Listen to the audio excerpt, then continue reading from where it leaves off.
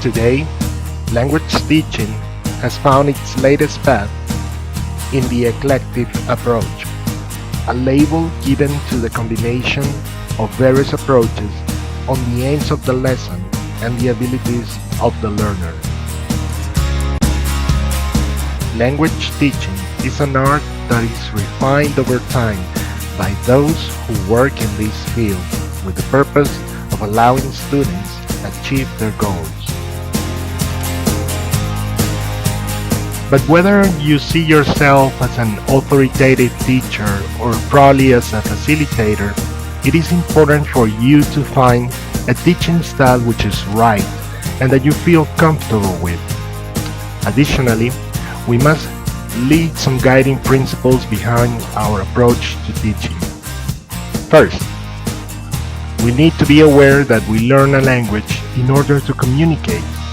This means that the language that you teach should be meaningful, natural, and useful to the learners. Second, we should respect the individuality of our learners.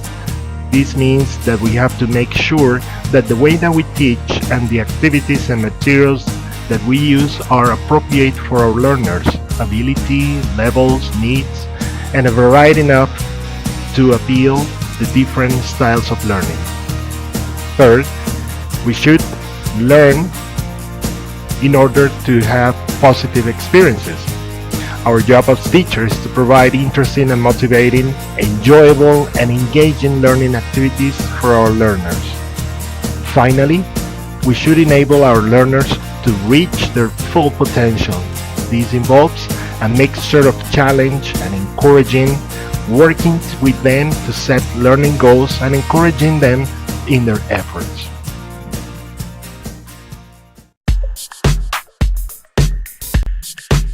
As for me, my career as an English teacher since I graduated from the English program has been filled with ups and downs, but I've also been rewarded with the success of students in different language competitions.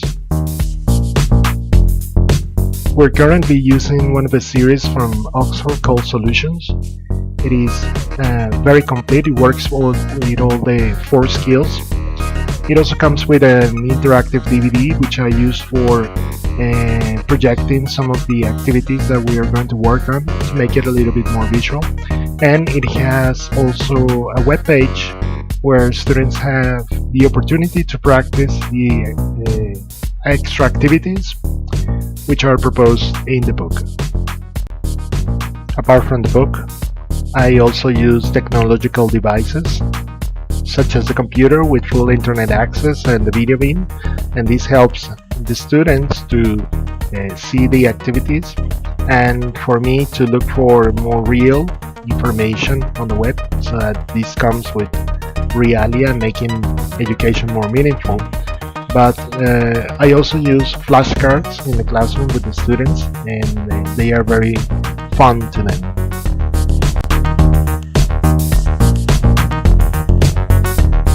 I always try to have different seating arrangements for the sake of having control of a class and also avoid boredom in the students. For example, the U-shape helps students concentrate on the specific topic that I'm teaching, and also I have small groups for them to interact among each other, and sometimes we have round tables, which is very good for having debates and also reading alone and listening to each other. The idea of having different activities is to suit the special needs of the students.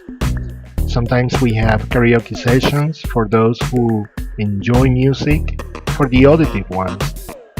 I also take into account the students' interaction, those who like to socialize, so we have interviews for the interpersonal students' needs.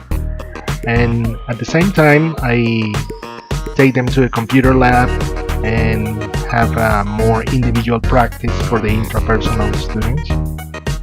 For those who are more kinesthetic and like action and to move, we have board games, and we also do activities such as Pictionary and charades where they have a lot of fun. They reinforce their vocabulary, and the idea is that students feel comfortable in the classroom with the classes and at the same time making learning meaningful and fun.